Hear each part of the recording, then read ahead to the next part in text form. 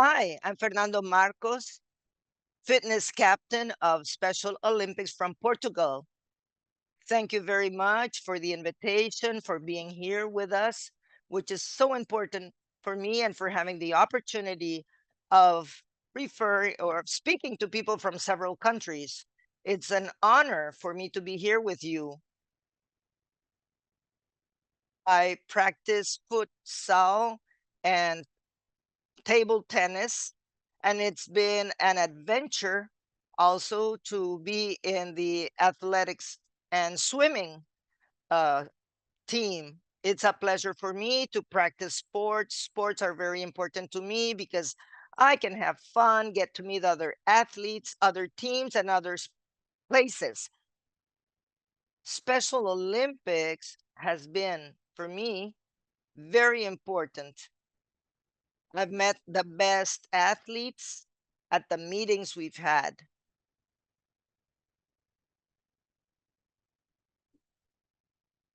In the first place, I'd like to welcome you.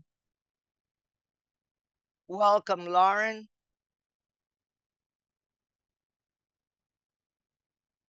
Lauren will share a general view of the resources that are available for athletes and for in Special Olympics that inspire us and help us. It's an honor to have him here. Lauren, he is the head of global development of World Athletics. Dr. Neve Morton. Neve is an inclusion and human rights specialist working for organizations that champion inclusion for all people in and through sports. She is an experienced content developer, university lecturer, program manager, published author, and researcher. Neve is passionate about using the power of sport to help empower everyone to take responsibility for inclusion so that we can build a more unified and inclusive society for everyone. And so we can build a society which is unified and inclusive for everyone. She represented Ireland for athletics, javelin, and heptathlon from 1997 to 2006. She's also been an athletics coach for throws, jumps, hurdles, and middle distance running. And she's also been head coach for athletics, Special Olympics World Summer Games, Berlin 2023. Welcome, Lorraine. Laurent, the floor is yours.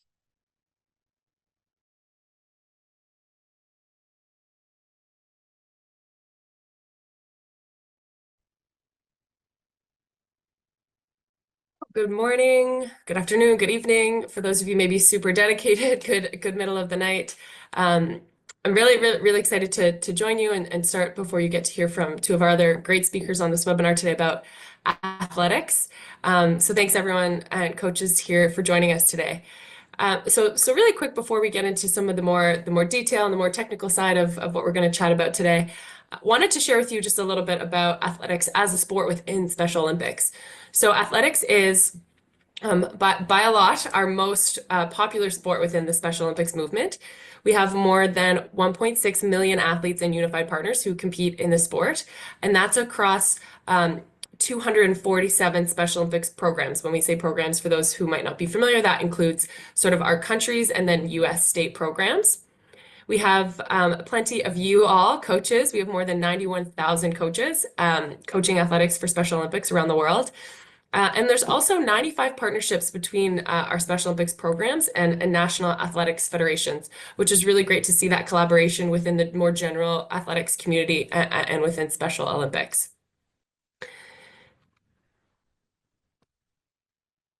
So you're going to hear from Laurent shortly, who's going to talk a lot about some of the resources available from World Athletics as it relates to coaching.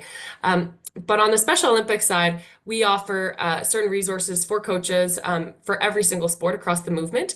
So we have our athletics coaching guide, and all these are available on our websites, and links will be shared. So you can access our coaching guide for athletics, which is available on our website. So this would go through the different disciplines, coaching tools, practices, and we have some differences within athletics as it relates to Special Olympics than some of the more traditional settings of the sport, and a lot of that can be found in there, which bridges me to our athletic sport rules. Again, outline sort of the rules of the sport, how competitions are conducted, and some of those maybe nuances that might be different from the International Federation rules. Overall, we follow the International Federation rules for every sport with some modifications. So that is what you would find in that athletics sport rules document. And then again, on our website, lots of different resources for athletics. You'll see a screenshot there of sort of, we have dynamic warm up and cool downs per sport, and some other resources you can find there specific that we provide from Special Olympics. So really happy to provide you with those. And just a really quick overview in terms of how we see the coaching pathway for athletics for those of you who coach within Special Olympics is really twofold. So one is, of course, having that athletics specific knowledge, having that really, really strong sport technical knowledge, and some of the different resources and avenues where you can gain that. And that typically comes from different levels of coach education that's available out there. So there are the international Federation have often their coach education resources, which you're going to hear shortly from World Athletics on some of the things that's available from them. But often there are many other ways that you can also get some of that really technical experience in coaching. So some of the regional federations provide coach education. National federations, many national athletics federations might have their own coach education that they provide nationally. And even down to that local level or that more sort of provincial or state or regional level within a country that have different opportunities available. So we always encourage our coaches to look at those opportunities, get those skills within the sport, very on the technical side of the sport. And then on the Special Olympics side, we have some more generic coaching resources to help upskill coaches as it relates to coaching within Special Olympics. So you'll hear a little bit more at the end of the webinar about our learning portal, our online learning portal. And then as I already touched on, we also have a sport-specific guide for every sport, including athletics, which you can find. So in terms of that whole pathway, we really encourage the combination of some very specific Special Olympics coach education and resources and technical knowledge, and on the sport specific side, particularly with athletics, where there's so many different disciplines and so many ways you can coach within the sport to really get that expertise so we can really best prepare, train, and allow our athletes the best opportunity to compete in all environments that they're in. So very quick from me, really happy to be here, and thanks again so much for joining. And with that, I believe up next, I'm going to introduce Laurent from World Athletics, who's going to walk us through a little bit more some of those resources for coaches from them. Hi everyone. I don't know if Jeff is gonna present the slides. I have prepared for you, but just in terms of introduction, really happy to be joining this webinar today. My role at World Athletics is head of global development, and I'm in charge of all the educational program around referees, coaches. We have 214 member federation. Some of them, actually around 50, 70, have their own coaching program, but the rest, they don't. And we provide to them a pathway for coaching, and that's what I'm going to present to you. It's pure athletics, nothing adapted for Special Olympics, but as it was said previously, athletics is we have core techniques and things to learn, and I think they can apply to your coaching pathway as well. I'm very happy. I'm going to put in the chat my email address so that you can reach out if you would like to enter into that pathway. I can help you connect with our member federation, our area, if needed, and you're more welcome in our development program. So so if Jeff can, put the slides, and I can show you the pathway we've developed in recent years for our coaches. Otherwise, I can. Laura, can you see the slides? They should be up. Yeah, I can see. Hold on, I'm in the webinar, but then I see. Yeah, I can see the slides. Yes. Okay. So I guess everyone sees the slides as well. So our program is called CECS, so a coaching education certification system, and the pathway starts with the level 1. So next slide, and the level 1 is targeting a U16 coach. So in our athletics world, we are trying to divide it by age group. But if you look at it and if you go into it, it's really the basic of everything. So if you look at these slides, and you can have it's targeting people that are interested in athletics, school teacher. So it's really the basis, the foundation of athletics. So you will learn a lot of things about the history of the sport, the basic teaching. And so next slide. So what you can expect here, it's and that's something you don't have in the slides, but I will show you on the website when I'm gonna get into it. We're having a program specifically targeting kids from 4 to 15 years old, and this level 1 is more about bridging from kids athletics to real athletics. And I think that's really what you would like to see. And I think that will be most interesting for you. And that's going to be really the beginning and the start of your journey within athletics. But even if you're already a competent and skilled coach, I think there are a lot of things you can learn on this program. Next slide, please. So what you will learn, that's exactly all of it here. So you have a really scientific pieces under it, adaptation work that can apply to Special Olympics, the teaching progression for every event. As you know, we are athletics is composed of a lot of disciplines, and all very different from each other, from throwing to jumping to running fast or long. So you will get all the teaching progression for each event, and all those content have been created by very experienced coach, and they are the ones that are keeping the progression as well in our pathway. So next slide. So the way we do it is that we're having it's basically all online, and I will present it in a few minutes. But so you have a coaching knowledge where it's 30 mandatory modules, so quite heavy. It's about 115 hours of learning, and then through our member federation or our areas, we're having a practical course, a weekend or 2 weeks, and we have also mentor coaches all over the world that you can contact and that can assess your skills and help you get the certificate. So that's the way it works for the level 1. And then I'm going to go to level 2.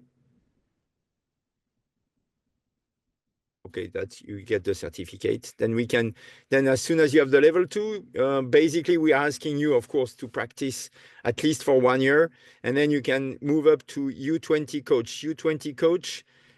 Next slide. So you're already a coach level 1, or maybe some of you have already experienced. So maybe it's better to go straight into this program, and there what you will find. Next slide, please. So this is where we are entering into group-specific specialization program. We are entering into running, jumping, throwing. So we're really getting deep into each of the group, the event group specific. So next slide. So again, scientific knowledge, but then we are getting as well into microcycle planning, periodization. So really basically that's what a normal coach is supposed to know. And even if it's U20, it can apply to older age group. And I think with this level, you can already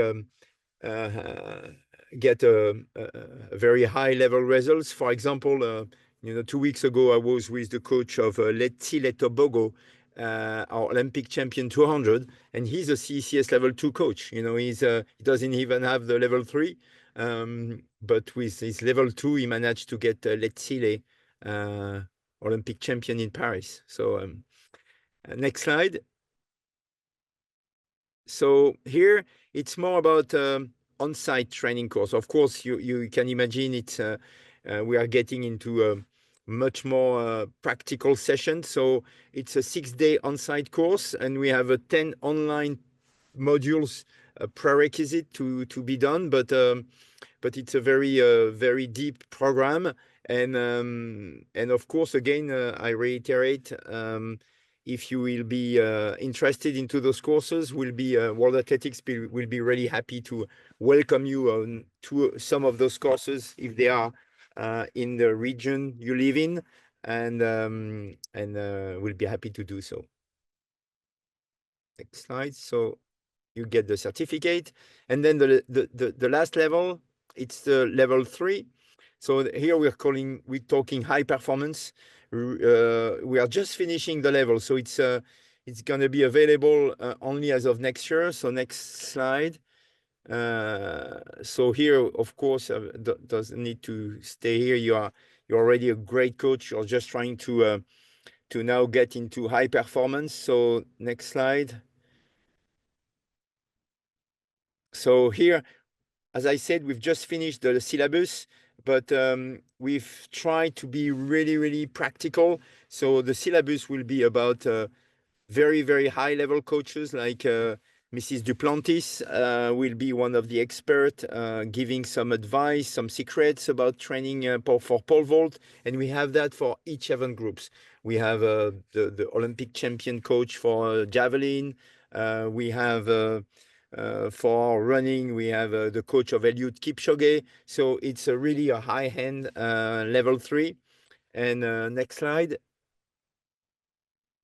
So here you will learn really how to bring your athletes to the top level of performance in a world stage. How it works. Next slide. So yeah, what you will learn and how it works. So it's a 4 days on-site course. Of course, it's targeting. You will have to have some. We cannot take everyone. So you need to have credential about athletes you're coaching and what you have. But again, if it applies, if some of you thinks they could fit into that program, we'll be happy to include you into one of the course in the world, and you get a level 3. So now quickly, I'm gonna tell you where.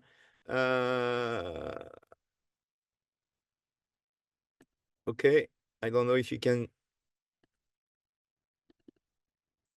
see my slide now. Yeah, looks good. Okay, perfect. So here I'm going to put it in the chat, but here we have an e-learning portal, e-learning at worldathletics.org. So you'll be prompted here. You started. There will be, for the first time when you log in, you have different languages here. You can choose, but then when you log in, there will be they will request for you to identify. But of course, I'm already logged in, so I enter, and then you will find our platform here. And our courses are all here on the left. And what I was just explaining is here, coaches. And here you have the level 1, level 2, and soon level 3, because it's not finalized yet, and the online is not really the main part of the high performance program. But then coach level 1 is here, what I was saying, and then you can see here you have all our modules. So anatomy, physiology, effective communication, mental skills, philosophy. Those courses are translated into French and Spanish for the moment. So you can you can take your time, go through everything. As you can see, a lot of content. You have an estimation of how long it should take you, and then at the end of each module there is a Q&A and some testing questions. So, and at the end you get the certificate, the of the theory program. And then you can find here, and as soon as you will be registered, you could find in our library quite a lot of interesting things on coaches. You could find our webinars where we talk about coaches conference, and they apply to Special Olympics as well. So now I'm gonna hand it back over to you, Jeff. And I put into the chat my email address and then the link for this e-learning content.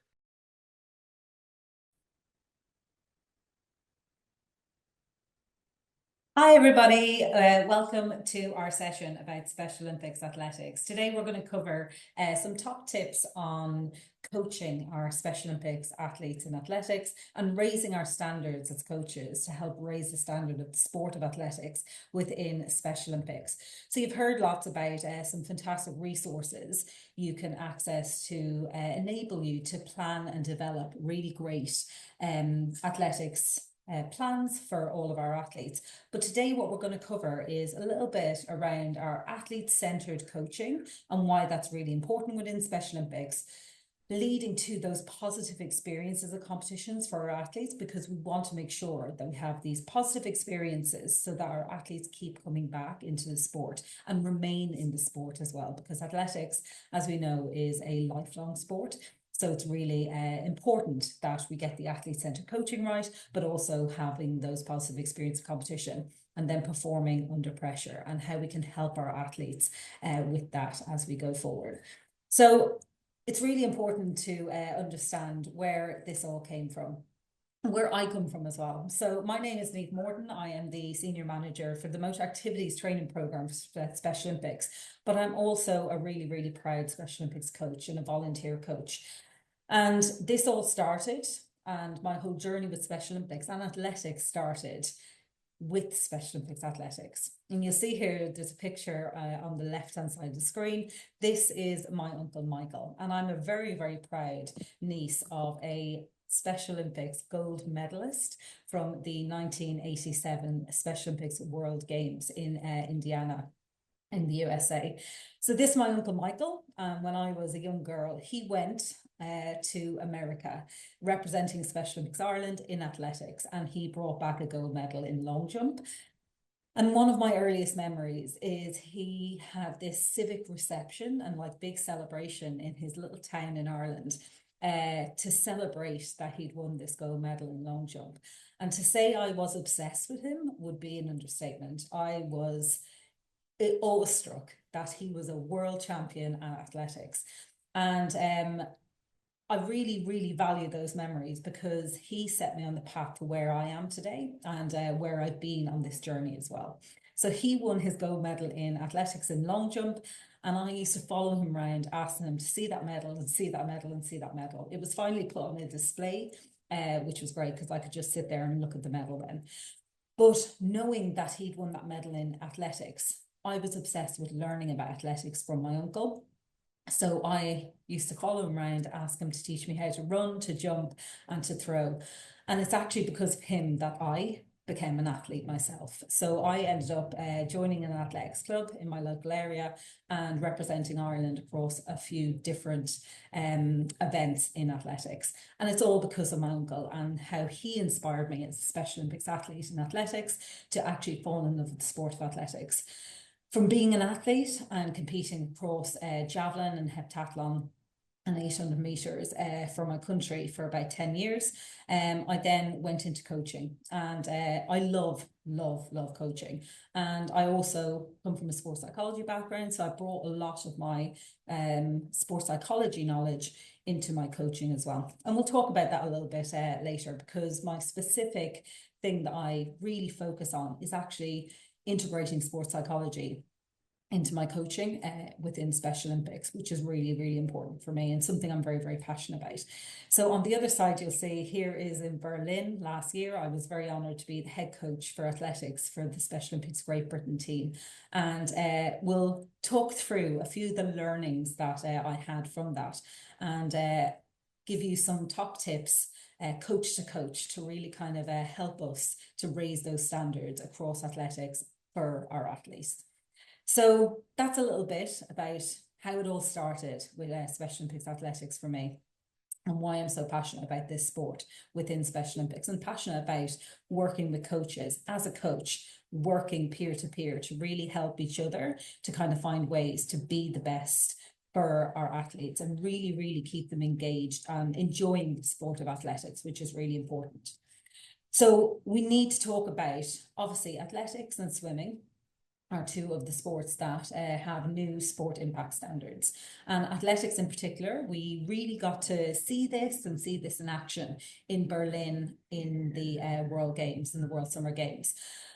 And we'll really underpin everything with this, because what we're going to talk about today really helps us, I think, to raise those standards in athletics aligned with the new sport impact standards as well.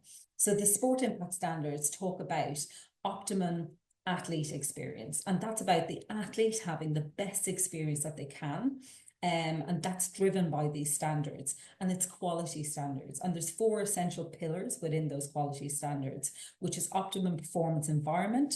So looking at having that the best, safest environment for our athletes to perform to their best ability. The presentation of competition.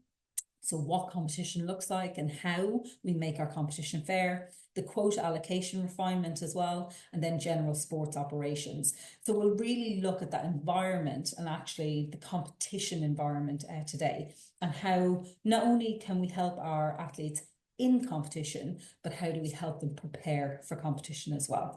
So those sports impact standards, they're there to enhance our sport of athletics, and athletes demand high quality sports training and competition opportunities within Special Olympics.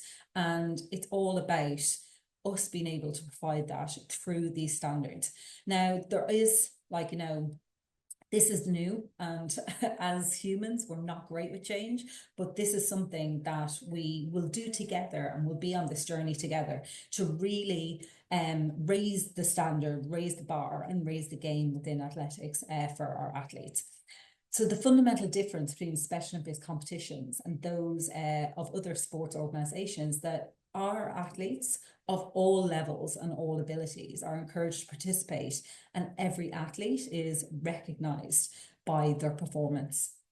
And competitions are structured so that athletes compete with other athletes of a similar ability. And that's really important about us getting these standards right. And hopefully some of the top tips that we cover today will help us align better with those standards, making sure that when we do go to competition, our athletes are in the right levels and our athletes are ready for that competition at the level that it's at as well. So let's dive into a little bit. You're going to hear this a lot today. Positive experiences competition. And it's really, really important that we give these positive experiences of competition. We're going to cover a little bit about a few different themes linked to this. So we're going to look at what we celebrate. And that's really, really important, because there was a quote that I used to have on my wall years ago that was linked to my athletics. And it was like, improvement is everything. Winning is just part of it. And keep that in mind as we go through today. And that's very linked to our positive experiences of competition. So improvement is everything. Winning is just part of it. What we need to do together is, as coaches, as athletes, working together to reimagine what competition is with our athletes, not for our athletes. And that's really, really important. We need to really unpick and understand why our athletes want to do competition and what they want to get out of competition as well. So we said we'd link to the sport impact standards, and we'll also link to a lot of us will have that lived experience of being coaches at World Games. And what we'll do today is we'll look at DQs, so disqualifications that were linked to the levels, so over and under, and about how to get that right.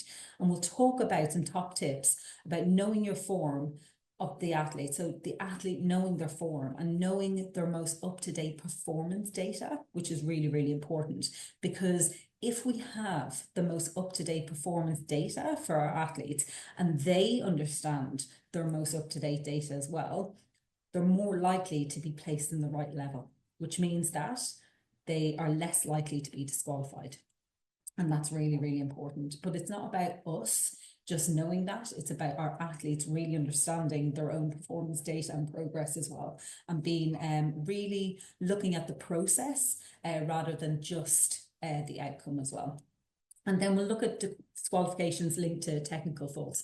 And this is something that I'm really, really passionate about in Special Olympics, because I think we don't necessarily always look at this about helping our athletes perform under pressure, especially when we go to a bigger competition stage.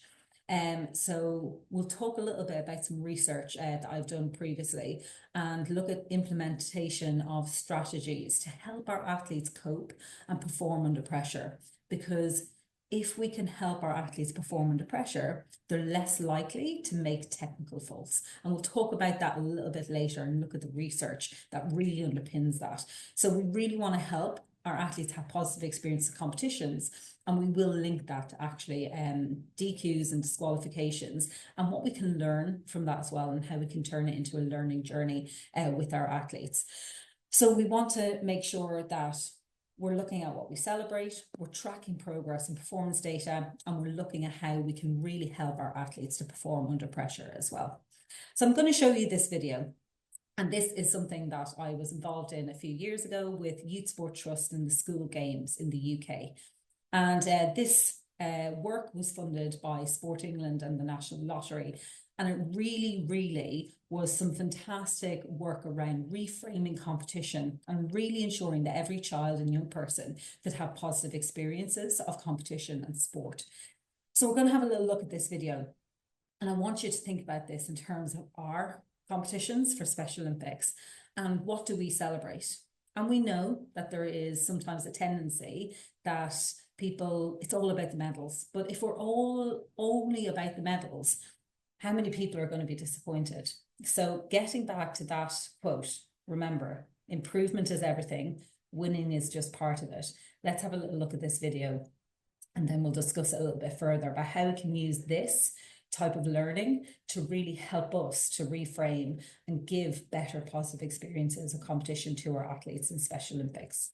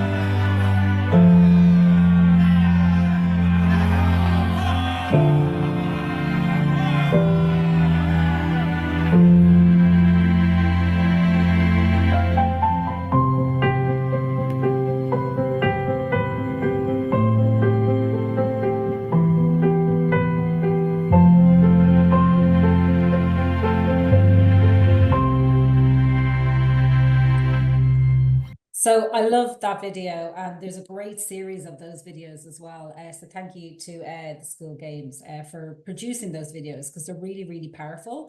And there's a few things about that.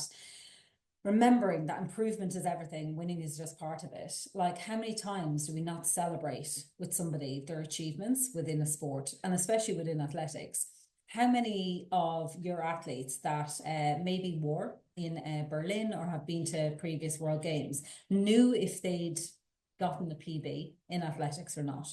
And that ties us nicely into the next bit of this.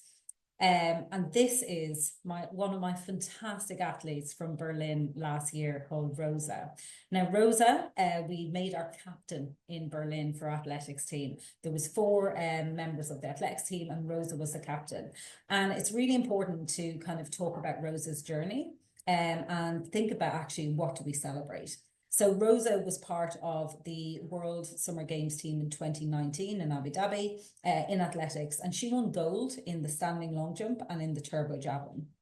Then fast forward to last year and to Berlin and the World Summer Games. We'd had a pandemic, and we'd had a lot of uproot in terms of how we were training, competition experiences leading up to that. And we had new impact standards as well. And at the World Games last year, Rosa came 5th in her 100 meters with a personal best, and she got disqualified in the standing long jump because she went over her level. Now, this is really, really important, because in this picture here that you see, that is Rosa celebrating her personal best in the standing long jump. So that was at the ceremony for participation on the first day of competition. Any of the coaches that were there will remember it. There was about 50 athletes who'd been DQ'd and were given participation medals in one ceremony. This was Rosa knowing that she'd gotten a PB, and we were celebrating her and celebrating the fact that she got a PB. Now, that photo was very different after she'd had that disqualification. As you can imagine, there was a lot of upset from Rosa, from her family, from the wider team as well, to understand actually what had happened, that somebody could get a PB but be disqualified. And this is why it's so important that we understand our athletes' current form, and that we are tracking our athletes' current form, and that we are really helping them prepare for competing under pressure as well. So there was a few different factors that led to that disqualification. None of them were Rosa's fault. All of them were kind of programming or coaching issues, or like miscommunications that happened. But she wasn't in the level that she jumped into. She wasn't jumping there yet, but she hadn't had a lot of competition experience leading up to that to actually really test to see that pressure. There was other factors, like there was 2 no jumps before the 1 jump that became the PB. But it's really important to understand how we can reframe that disqualification and really help Rosa on her journey to understanding that actually we're going to celebrate this because you got a personal best, and therefore moving forward you're always going to be in that top level in standing long jump, because that's where you've jumped into with your current form. Now, Rosa, as I said, was the captain, and this was her mantra, and she had a beautiful way of really helping her fellow athletes to get into the mindset for the competition. And they used to chant, "Be brave, do your best, have fun." And after every event, no matter the outcome, Rosa would always go up and say, "Were you brave? Did you do your best? Did you have fun?" And that "do your best" is really important, because we need to make sure that our athletes are always giving their best in competition, and they're always trying to do their best as well. So if you're ever in doubt in athletics about what you should do, or if you're ever in doubt about advice you can give your athletes, you can use Rosa's mantra and always think, what would Rosa do? Because Rosa, her resilience, her tenacity, her empathy, her understanding, her just absolutely the joy that she brings to the sport of athletics is really something that should be applauded. And I think it's really good to highlight that this is the picture of not winning a gold medal, but this is a picture of celebrating progress and success in your own right, and really going to that mantra of improvement is everything, winning is just part of it. So think about how you help with the expectations and the emotions attached to athletics with our Special Olympics athletes, and how we help them to reframe things that don't go to plan, and how we can help to reframe those disqualifications and learn from them as well.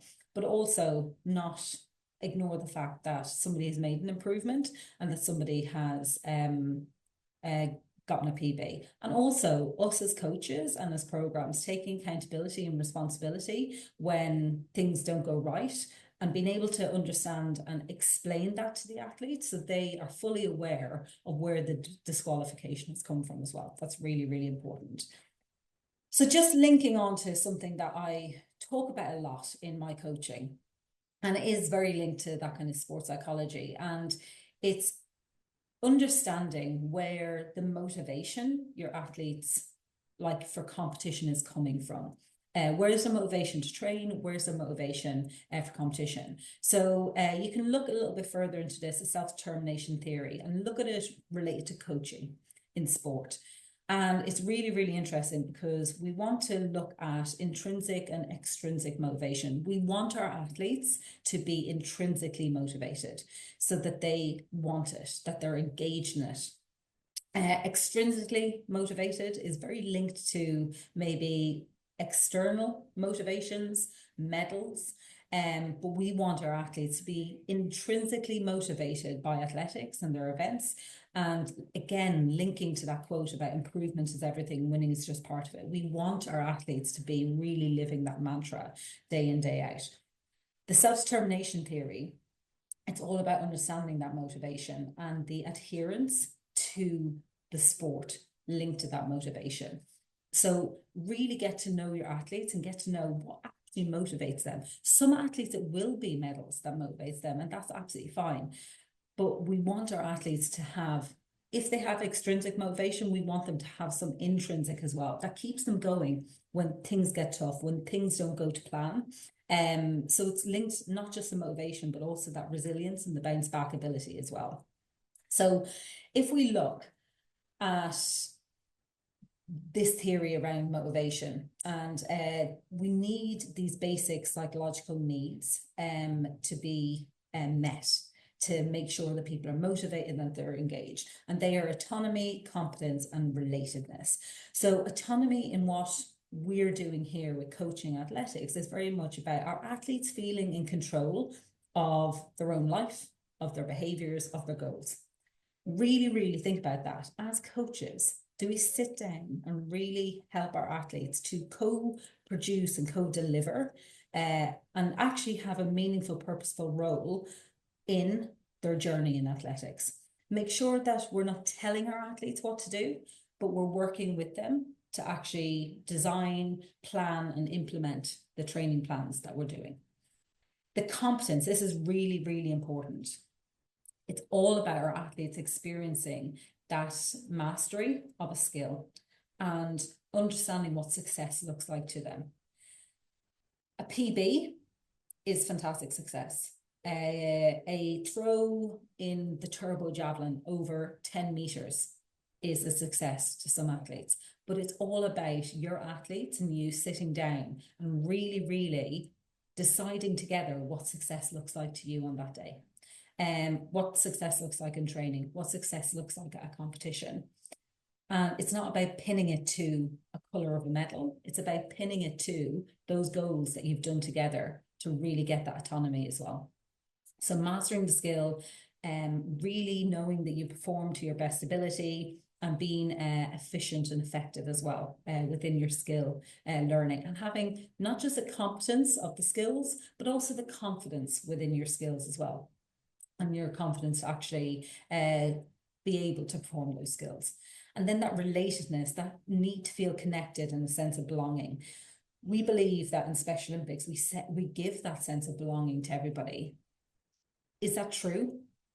Like, do you really, really foster that within your coaching and within your sport of athletics as well? So how do we make sure that everybody feels part of the team? athletics can be quite individual, but actually how do we help people to feel that sense of belonging, that they belong in athletics, they belong in Special Olympics, and then if it's a wider competition, that they belong as part of that program team as well. So really, really think about those, because you need these for maximum fulfillment and satisfaction. And if we don't have these, it's really, really hard for somebody to be motivated. And that is just the science of it. And that is the basic science that we cover in a lot of the self-determination theory. We need these three things that then will foster obviously motivation and engagement, that then result in enhanced performance, persistence, creativity, and that resilience that we want when maybe things don't go to plan as well. So keep that in mind about really working with your athlete to make sure that those basics are there, because that will help them not just in their training, but obviously going into competition as well, to make sure that they have the most positive experience in the competition. Choice, mastery, belonging. Always remember those and try to foster those within it. So some tips to fulfill your athlete's psychological needs and their relationship with those would be providing structure, not control. So don't tell your athletes what to do within training or competitions. We provide that structure, but we don't control it. So give your athletes that autonomy. Encourage choice. Again, that's linked to your autonomy, and that can be linked to your mastery as well. Positively worded expectations. So really working with your athlete about what the expectations are in a training, in a competition, and knowing what they expect of themselves as well, and what they expect of you as a coach. Building and maintaining the relationships with athletes and encouraging that peer-to-peer relationship as well. Athletics, if you are doing individual events, it can be quite isolating. And then we try to bring people together to do a relay. So always encouraging and maintaining those relationships, coach to athlete and also athlete to athlete, to build that sense of belonging. Create an environment where everybody's on the same team. It's not just a physically safe environment, but a psychologically safe environment as well. And modeling the behaviors and making sure that everybody is a role model within that, and that they know that they're a role model within that. Now, the reality of training and performance, here's some tips on how we can help our athletes to actually track their progress and ensure that they're at their correct levels when we actually put people into levels in this new sport impact standards. So working with our athletes, we really need to work together and help our athletes to set their own goals and really help them to track their progress as part of their athletics journey as well. Remembering improvement is everything, winning is just part of it. So some of the top tips I would give as an athletics coach is not just tracking training performance, but visually tracking training performance. Sometimes the numbers are lost in the whole kind of processing and understanding with some athletes. And some athletes are very driven by numbers as well. So working with your athlete to see what's best for them to understand actually the progress. So one of the tips I do is when I'm working with athletes in athletics, if we're doing throwing, for example, we will get the average of the 3 throws that we take at the end of a session. And we'll put those averages together. Let's say it's 10 meters, there's an 11 meters, and there's 10.5 meters. So the average of those 3 would be 10.5 meters. So we plot that on a chart and we continue to plot it and we put it down in a notebook. And then we don't just visually track the training performance, but also the competition performance as well. So we can start to see what the averages are in training and actually what the averages are at competition. And we can start to see if there may be an issue when we go to competition that maybe pressures too much and we're not performing to the level that we know we can be. Or is it that actually competition provides us with that little bit of extra adrenaline so that actually we're performing higher? It helps us to understand our athletes. It helps our athletes to understand their own journey and their own process as well. But make it visual, put it in a chart and help track it and really help not just you as a coach understand where your athlete's going and helping to put the right data into the levels to make sure that in competition they're in the right ability group. but also it helps our athletes to really, really understand that as well. And then when we look at actually competition experiences, this will lead to better positive experiences competition, because we can learn a lot more and we can do a lot more with what happens in a competition, whether it's good, whether it's bad. Because we are seeing the patterns, we're able to kind of understand performance a little bit better. Everything's linked to that positive experience of competition, but let's start tracking to really help our athletes with their journey, but also help us with our sport impact standards as well. And really helping our athletes to do their best always as well. So there's lots of times you'll hear that an athlete maybe doesn't go out full in training because they're afraid of getting injured. Whereas actually we need to be able to coach our athletes in a way that they know that we need to see what their best looks like, and that they're able to kind of control the pace, or they're able to control the effort that they put in, so that in competition, they know that we're always expecting people to do their best in competition, because that's the sport of athletics. When you see people going into championships and like world championships and like Olympics, Paralympics, Special Olympics, you would expect people to always go into that arena and do their best. So this will really help us if we start getting that right now. It'll help us with our more positive experiences of competition. Athletes are encouraged to undergo proper training in Special Olympics athletics, and the standards that we are creating promote the development of both physical and mental skills. And us as coaches, we play that role in guiding athletes' progress in a really supportive and structured environment. So I've said about one thing we're going to talk about as well is that performance under pressure. So I'm bringing in some of that sports psychology into this coaching. And this is something that really, really interests me. So here is a little bit of an overview of a study I did about 10 years ago that was for my PhD. And I was looking at how people with intellectual disabilities and IDD, how they learn skills, so skill acquisition, motor control, motor learning. And one of the studies, we wanted to actually see how anxiety might affect the retrieval of motor programs that are automatic. So we trained athletes in different sport skills, and we train them in anxious conditions and out of anxious conditions as well, to see actually what pressure did to the retrieval of movement. So this is really important when we think about technical disqualifications at World Games, because I could see myself having done a lot of research in this and having trained a lot of athletes to perform under pressure, and trained a lot of Special Olympics athletes to perform under pressure, that actually there was a missing link. Because of the lead up to the last World Games, we had new standards, but we also didn't necessarily have a lot of competition experiences leading up to that, which meant that it was very obvious to me that a lot of athletes really struggled to perform under pressure. And you could see that athletes that have been probably doing athletics for years, under pressure, sometimes technical faults were happening that wouldn't usually happen. So this research that we did looked at that training with anxiety actually helps to counteract performance decrements under pressure later on. So if you actually expose your athletes to pressure within training or within competition, it helps people to build those coping strategies that they need to actually perform under pressure later on. If you look at the cognitive functioning, it's already overloaded with some of our athletes, and then the anxiety comes in, and it's almost like a spanner in the machine, and it stops our brain from actually working properly and sending down the movements, the motor skills, the motor programs, the maybe little technical things.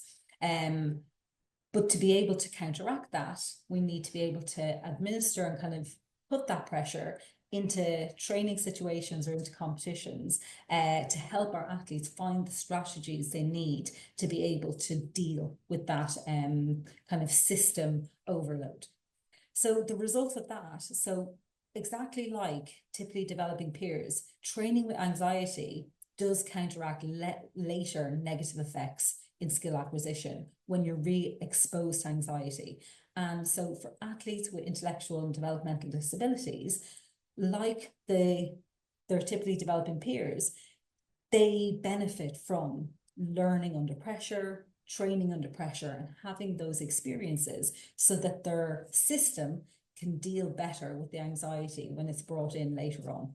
So thinking about actually how we can actually help our athletes to create that resilience and that kind of the skills that they need to be able to perform better under pressure. Because if you're able to perform better under pressure, you're going to have more positive experiences of competition in athletics. So creating realistic pressure environments is something that I do a lot with my athletes. So helping athletes become comfortable performing under pressure and develop these coping mechanisms that are unique to them. And creating that realistic pressure is regularly practicing in high pressured, simulated kind of situations, mimicking maybe the distractions and the intensity of real competition. Anybody that's been to an athletics competition knows it is chaotic. There is running, jumping, throwing, shouting, whistles going, guns going. It's chaotic. So how can we mimic that? Because actually for some athletes, that is the thing that actually will lead to them not being able to cope under pressure as well, because it's overloading systems. So thinking about how we can do that, adding in crowd noise, adding in time pressure. One of the big things I used to do, or I do a lot, is in events like throwing or jumping, you get 3 attempts. That's it. Because actually in a competition environment, you get 3 attempts. So you might do a warm-up, and then your athlete, you're like, well, okay, you've done your warm-up, you've done your practice jump or your practice throw. Now you've got 3 attempts, and we're going to get the average of that. It's about how can we help athletes to actually, under pressure situations, learn those coping mechanisms to help them to really perform better, and that we're giving them that fighting chance to actually perform better under pressure as well. So think about the different ways you can do that. And one of the things I love about that video that I showed as well is that it's not on a fancy running track. You don't need to have a running track either, or like, you know, those kind of facilities to be able to do this. I didn't have a running track near me when I was growing up at all, like, you know, within like 2 hours drive.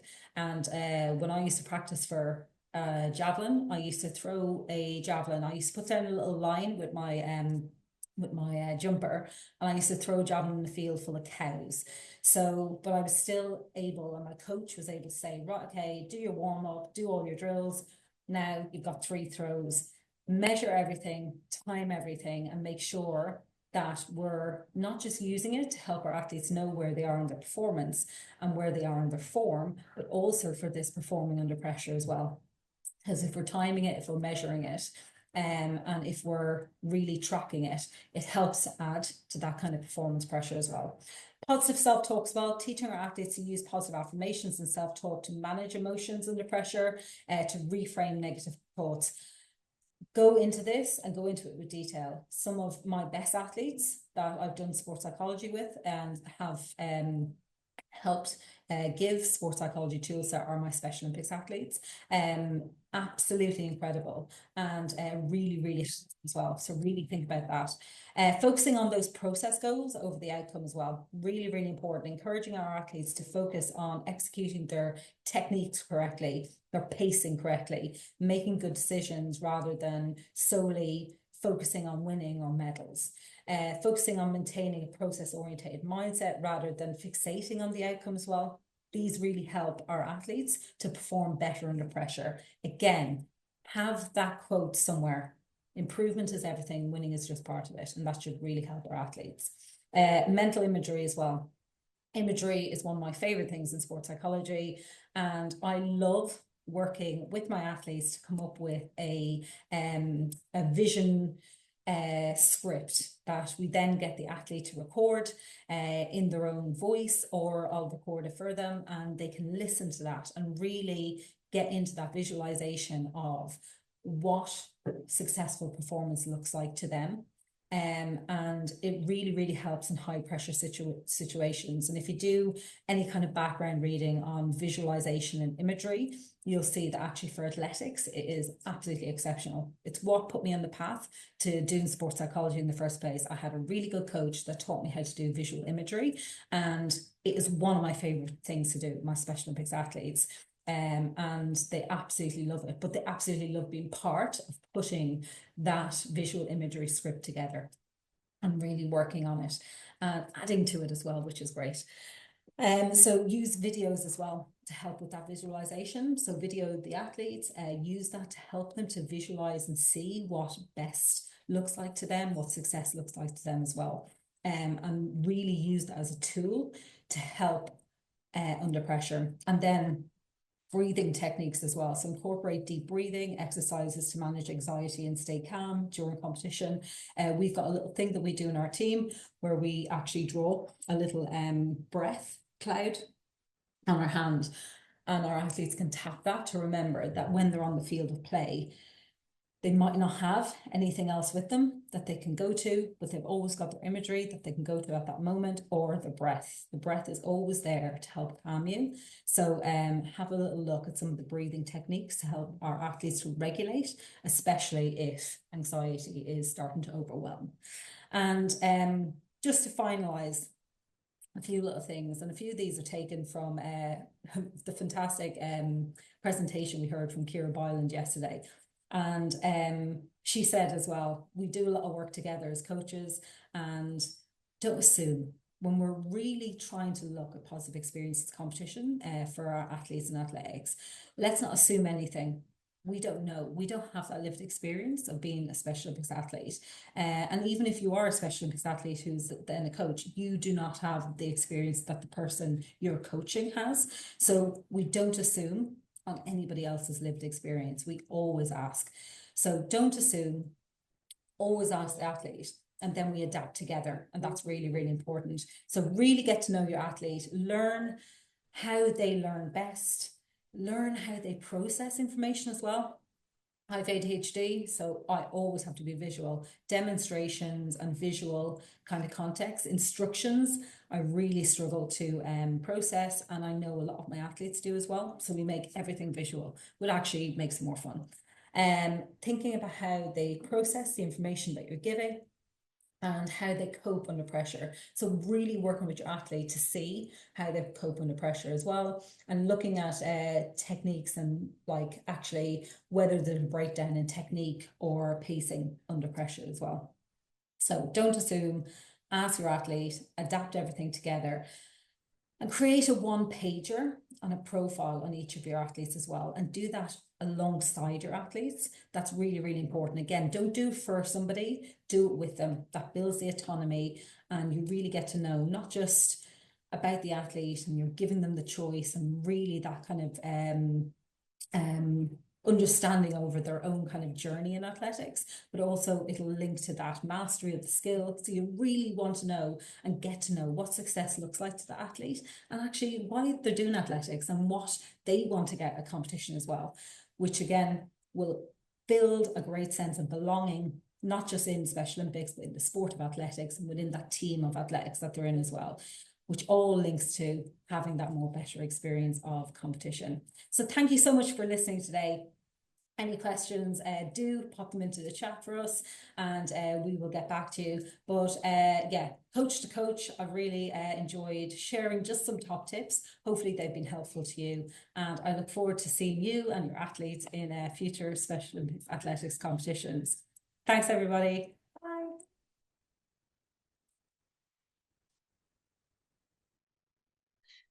Special Olympics offers a number of fantastic resources for coaches to continue to learn and improve their coaching knowledge.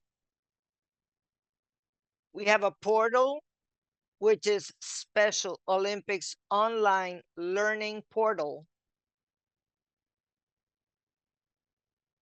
The Special Olympics Online Learning Portal has a huge number of courses relating to coaching, fitness, health, and protective behaviors. The link to the online learning portal is in the chat. The Special Olympics website hosts a number of different resource pages for different areas. Be sure to check out resources.specialolympics.org for access to all of these amazing resources, including unified sports, divisioning, and young athlete. All of these pages will help you with your coaching of Special Olympics athletes.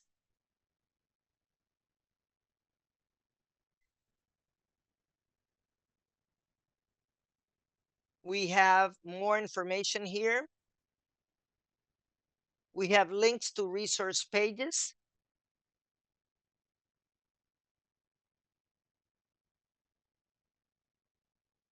This year, we continue to have our interactive dashboard for you to engage more with the webinar series.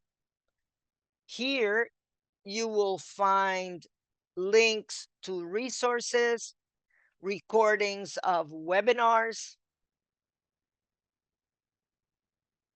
the presenter's slides, and the option to ask our presenters and hosts questions. This interactive dashboard is your one-stop shop for everything Coach Webinar Series related.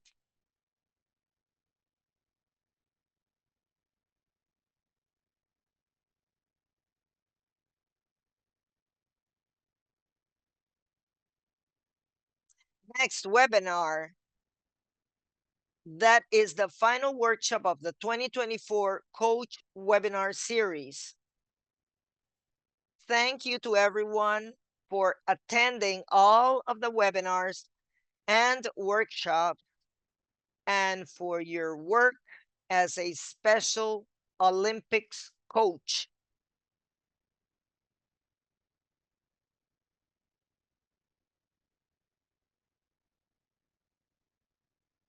Thank you again.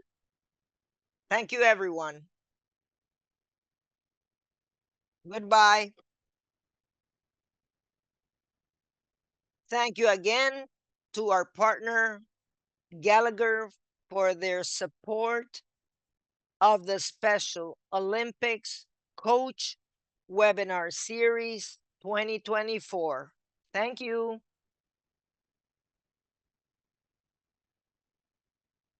Thank you, everyone.